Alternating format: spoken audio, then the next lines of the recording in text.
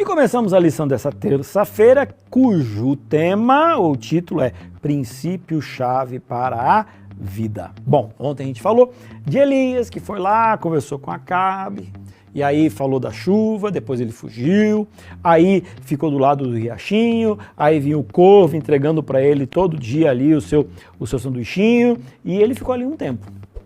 Só que chegou uma hora que a água secou, o corvo parou de aparecer e ele precisava andar. E eu acho isso interessante, né? Por que ele não podia ficar ali? Por que ele não podia, né, continuar naquela situação já que estava agradável? O que eu percebo é que muitas vezes Deus seca uma bênção para que a gente possa progredir para receber uma próxima bênção. Muitas vezes, tudo aquilo que Deus queria nos ensinar naquele local, Ele já ensinou e eu já aprendi. Então, se você ficar ali, vai ser muito confortável, mas você não vai crescer.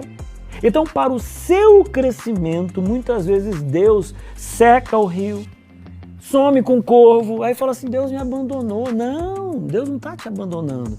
Ele só está te carregando para um lugar onde você vai aprender mais coisas. E foi o que aconteceu com Elias. Elias saiu daquele riachinho e encontrou com uma mulher viúva, esquelética, quase morta, com seu filho, uma pessoa improvável para ajudá-lo. E aí, algumas coisas, né? Primeiro que você precisa entender de que não existem improváveis para Deus. Segundo, que não existe ninguém que seja tão pobre que com aquilo que tem não consiga abençoar uma outra pessoa. E uma terceira coisa, se você tem coragem de dividir o que tem, Deus terá poder para multiplicar o que você precisa. Você entendeu? Olha quanta lição da fidelidade de uma mulher.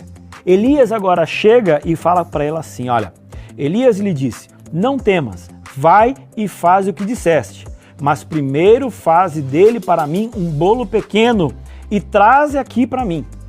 Olha que interessante, ela só tinha ali alguns apetrechos, né? Alguns utensílios, não utensílios, mas uma farinha, aquela coisa lá toda, né? Que me faltou a palavra agora, para poder fazer o bolo. E era apenas para ela e para o filho, e depois tinha acabado. Aí agora Elias chega e fala assim, olha, você vai ter que fazer esse bolo para mim, os ingredientes, apareceu a palavra de novo, os ingredientes, você vai fazer o bolo para mim.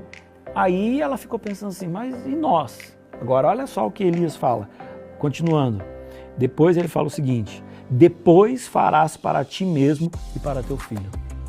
Ora, mas ela só tinha ingrediente para fazer um. Se ela fez esse um para Elias, não tem um depois. Sim, Elias sabia que se ela fosse fiel, teria o depois. Seja fiel a Deus no pouco. Pastor, não tem quase nada. Não se esqueça dessa frase. Se você tiver coragem de dividir o que você tem, Deus terá poder para multiplicar o que você precisa. Para ela, nunca mais faltou, porque ela ousou ser fiel até mesmo no momento em que ela não tinha absolutamente nada. Até amanhã.